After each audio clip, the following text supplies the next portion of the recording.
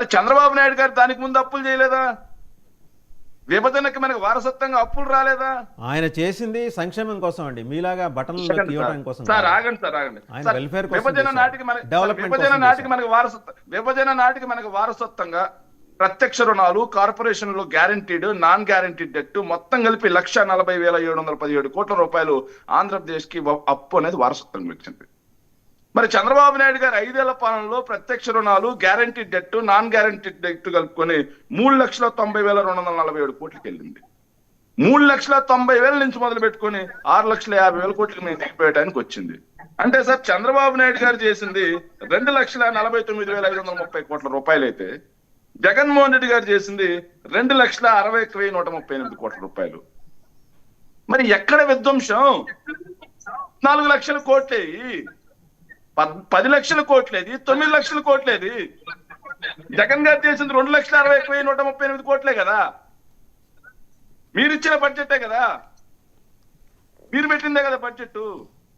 5 సంవత్సరాల్లో 2,60,000 కోట్ల రూపాయలు అప్పు చేస్తే హిరోషిమా అయిపోతే, మరి కేవలం ఇది కూడా ఈ పేపర్ కూడా చూడండి సార్.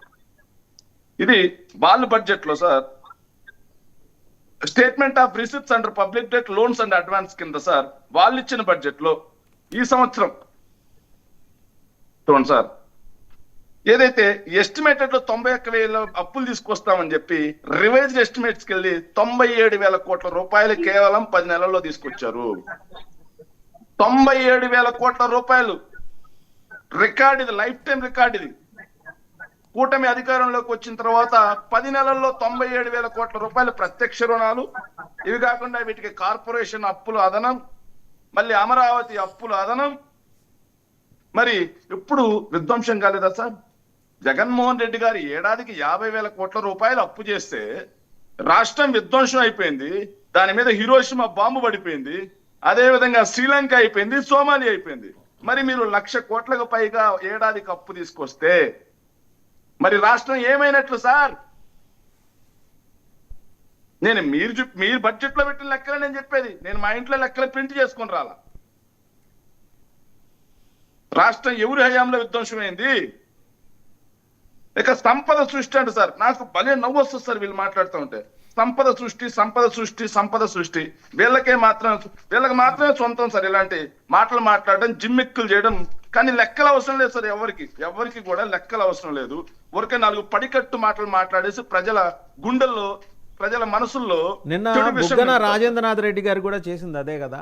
ఆయన అప్పుడెప్పుడో 3 నెలల క్రితం 4 నెలల క్రితం చూసాం హైదరాబాద్ ప్రెస్ క్లబ్లో, ఆంధ్రప్రదేశ్లో కూడా కాదు, హైదరాబాద్ ప్రెస్ క్లబ్లో. మళ్ళీ నిన్న వచ్చారు హఠాత్తుగా, డోన్ అనే డెన్లోంచి బయటకు వచ్చేసి ఆయన మాట్లాడారు. ఏమంటే ఆర్థిక మంత్రిగా 5 ఏళ్ళు చేశారు మీరు, చేసినప్పుడు మీకు కనీస బాధ్యత లేదా? బయటకు వచ్చి ఏదో 4 ముక్కలు ఇంగ్లీష్లో మాట్లాడేసి వెళ్ళిపోవటమేనా? మీరు అంటున్నారు, కూటమి వాళ్ళని అంటున్నారు, వాళ్ళు ఏదో పడికట్టు పదాలని, ఆయన మాత్రం మాట్లాడింది ఏంటి? సోఫిస్టికేటెడ్ ఇంగ్లీష్లో 4 ముక్కలు మాట్లాడేసి వెళ్ళిపోతే జనం నమ్మేస్తారా? మీరు విశ్వసనీయత కోల్పోయిన తర్వాత తిరిగి దాన్ని తెచ్చుకోవడానికి మీరు చేయాల్సిన ప్రయత్నాలన్నీ మానేసి హఠాత్తుగా డెన్లోంచి బయటకు వచ్చేసి మాట్లాడేసి వెళ్ళిపోతే జనం మిమ్మల్ని నమ్ముతారా? సార్ ఈ బడ్జెట్ ని కడిగేస్తాం, ప్రజా పోరాటాలు ఎలా ఉంటాయో చూడబోతారు సార్. ఇవి కాకుండా వీళ్ళు అప్పు పుట్టే పరిస్థితి లేదన్నారు కదా సార్. ఇది చూడండి సార్ ఒకసారి, ఇది బడ్జెట్ బ్రీఫ్ లో పేజ్ నెంబర్ 9 సార్.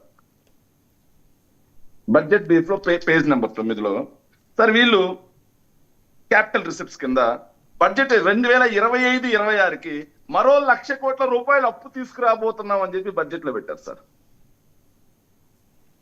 మరో 1,00,000 కోట్ల రూపాయలు అప్పు తీసుకురాబోతున్నామని చెప్పి బడ్జెట్ లో పెట్టి మళ్ళీ అప్పు ఎక్కడ పుట్టట్లేదు అని చెప్పి మాట్లాడితే మరి ఇది ప్రజలను మోసగించడం కాదా?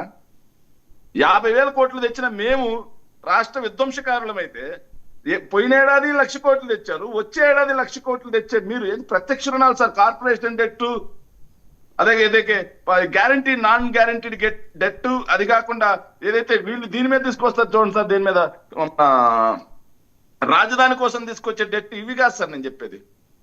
ఇవి కాకుండా కేవలం ప్రత్యక్ష రుణాల గురించే మాట్లాడుతున్నాం సార్. ఇంకొక చిన్న విషయం సార్, ప్రజలకు కూడా తెలియాలి సార్. వీళ్ళు మూలధన వ్యయం అన్నారు సార్. సార్ కాగ్ లెక్కలు సార్, నేను చెప్పేది కూడా కాగ్ లెక్కల ప్రకారం చెప్తున్నా. చంద్రబాబు నాయుడు గారు 5 ఏళ్ల పాలన తీసుకోండి సార్, 2014 నుంచి 19 మధ్యలో యావరేజ్ మీద క్యాపిటల్ ఎక్స్పెండిచర్ మీద వాళ్ళు ఖర్చు పెట్టింది 13,860 కోట్ల 60 లక్షల రూపాయలు సార్. కానీ 2 ఏళ్ళు కోవిడ్ ఉంది, క్యాపిటల్ ఎక్స్పెండిచర్ మీద ఖర్చు పెట్టే పరిస్థితి లేదు. కానీ వైఎస్ఆర్ కాంగ్రెస్ పార్టీ అధికారంలో ఉండగా ఖర్చు పెట్టింది 15,000 కోట్ల 632.86 కోట్లు సార్. అంటే 2,200 కోట్ల రూపాయలు సగటున ఏడాదికి ఎక్కువ ఖర్చు పెట్టాం ఇది క్యాపిటల్ ఎక్స్పెండిచర్ మీద సార్. మరి ఎవరు విధ్వంసకారులు? ఇంకొక విషయం కూడా తెలియదు సార్ జనానికి. ఎందుకంటే ఏపీ ఎస్ఓటీలు సార్, అంటే స్టేట్ ఓన్ ట్యాక్స్ రెవెన్యూ, అంటే అవి పెరిగితే రాష్ట్ర ఆదాయాలు పెరిగాయని చెప్పి ఒక సూచిక అది.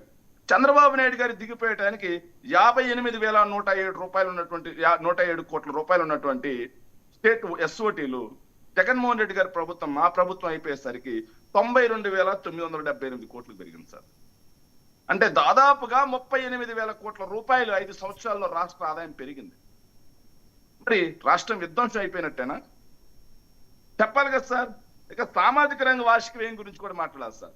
సామాజిక రంగ వార్షిక వ్యయంలో మా ప్రభుత్వ హయాంలో 5,000 కోట్ల రూపాయలు ఏడాదికి ఖర్చు పెడితే చంద్రబాబు నాయుడు గారు ఖర్చు పెట్టింది 2,000 కోట్ల రూపాయలు. ఇవన్నీ మేం చెప్పేది కాదు కదా, బడ్జెట్ లెక్కలే కదా. వీటికి అవసరం లేదు, వాళ్ళకి బడ్జెట్ లెక్కలతో పని లేదు. మేమేదో పడిగట్ట మాటలు మాట్లాడుతుంటే సరిపోద్దా? ఇంకా చివరిగా తెలియాల్సింది సార్, వీళ్ళు జగన్మోహన్ రెడ్డి గారు కావాల్సిన అప్పు కంటే ఎక్కువ తీసుకొచ్చి విధ్వంసం చేశారని ఏఎస్ రావు గారు మాట్లాడారు సార్. కానీ కాగ్లెక్క అది చెప్పట్లేదు సార్.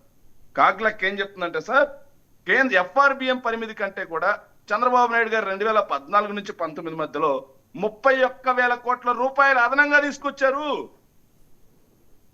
దానివల్ల మా ప్రభుత్వానికి రావాల్సినటువంటి 17,000 కోట్ల రూపాయలు ఇన్సెంటివ్స్ కట్ చేశారు దాంట్లో. కానీ జగన్మోహన్ రెడ్డి గారు 5 ఏళ్ళు, మళ్ళీ కోవిడ్ 2 సంవత్సరాలు సార్. మేము తీసుకొచ్చింది ఎంతో తెలుసా సార్? ఎఫ్ఆర్బిఎం పరిమితి కంటే ఎక్కువగా కేవలం 2,500 కోట్ల రూపాయలు. 31,000 కోట్ల రూపాయలు తీసుకున్నటువంటి చంద్రబాబు నాయుడు గారేమో విజనరీ ఆర్థికవేత్త, ప్రపంచ ఆర్థికవేత్త. కానీ కేవలం 2,000 కోట్ల రూపాయలు ఎక్కువ తీసుకొచ్చినటువంటి జగన్మోహన్ రెడ్డి గారేమో రాష్ట్ర విధ్వంసకారులు. మన బ్రాండ్ ఇమేజ్ అలాంటిదండి. తాటి చెట్టు కింద నుంచొని మంచి నీళ్ళు తాగిన కళ్ళు తాగుతారని అంటారు. మనస్సాక్షితో మాట్లాడాలి సార్, మనస్సాక్షితో మాట్లాడాలి సార్. ఇంకొక మాట సార్, వీళ్ళు చంద్రబాబు నాయుడు గారు కానీ వీళ్ళు కానీ చెప్పిన మాట ఏంటంటే సార్, ఒక రాష్ట్రం తాము చెల్లించే అప్పులు వడ్డీల మీద వృద్ధి రేటు జిఎస్డిపి మీద వృద్ధి రేటు కంటే ఎక్కువ ఉంటే రుణాల లభ్యతలో స్థిరత్వం అనేది పూర్తిగా క్షీణించినట్లే అప్పు పుట్టదు అని చెప్పారు సార్. చెప్పేశారు, క్లారిటీ ఇచ్చేసారు. 2013-14లో జిఎస్డిపి, స్టేట్ జిఎస్డిపి 4,64,772 కోట్లు సార్. కానీ వడ్డీ చెల్లింపులు 7,488 కోట్ల రూపాయలు సార్. కానీ 2018-19కి వచ్చేసరికి 8,73,721 కోట్ల రూపాయలు స్టేట్ జిఎస్డిపి. కానీ వడ్డీ చెల్లింపులు మాత్రం 15,342 కోట్ల రూపాయలు. మరి జిఎస్డిపి వృద్ధి రేట్ ఏమో 13.48% పెరిగితే ఆ 5 ఏళ్లలో వడ్డీల చెల్లింపు రేట్ సార్ ఎంత పెరిగిందో తెలుసా సార్? 15.42. అంటే జిఎస్డిపి వృద్ధి రేటు కంటే కూడా వడ్డీల చెల్లింపు చంద్రబాబు నాయుడు గారి ప్రభుత్వ హయాంలో 2% పెరిగితే రాష్ట్రం విధ్వంసమైనట్టుగా వీళ్ళు చెప్పినట్టు. ఎవరి ప్రభుత్వ హయాంలో విధ్వంసమైంది సార్? వీళ్ళకి ఏం పని లేదు సార్. వీళ్ళు ఇచ్చిన బడ్జెట్ సార్, ఒక్క నిమిషం సార్, 1 మినిట్ సార్, ముగ్గురికి సమాధానం చెప్పాలి కదా సార్. 1 minute sir. వీళ్ళు ఇచ్చిన బడ్జెట్ సార్ మీరు చెబుతున్నారు కానీ పాపం వాళ్ళు ఇవేం అడగలేదండి. మీరు ఉత్తనే చెప్పారు. అంటే వాళ్ళు విధ్వంసం అనే ఒక్క మాటతో, విధ్వంసం అనే ఒక్క మాటతో ప్రజల మెదడులో అబద్ధాలు విషయం నింపితే ఎట్లా సార్? ఇదిగోండి సార్, ఇది ఒక్కటి చూడండి సార్. ఒకటి వాళ్ళు ఇచ్చింది సార్, పేజ్ నెంబర్ 11 సార్, జిఎస్డిపికి సంబంధించి సార్. 8 లక్షల కోట్ల రూపాయలతో వాళ్ళు ఇచ్చినప్పుడు స్టేట్ జిఎస్డిపి ఉంటే వాళ్ళు ఇచ్చిన లెక్క ప్రకారం రివైజ్డ్ ఎస్టిమేట్స్ 23-24కి 16 లక్షల కోట్ల రూపాయలు జిఎస్డిపి పెరిగింది. అంటే రాష్ట్ర జిఎస్డిపి డబుల్ సార్ ఆల్మోస్ట్. అంటే 8 లక్షల కోట్ల నుంచి 16 లక్షల కోట్లకి రాష్ట్ర జిఎస్డిపి పెరిగిందంటే రాష్ట్రం విధ్వంసం అయిపోయినట్టేనా?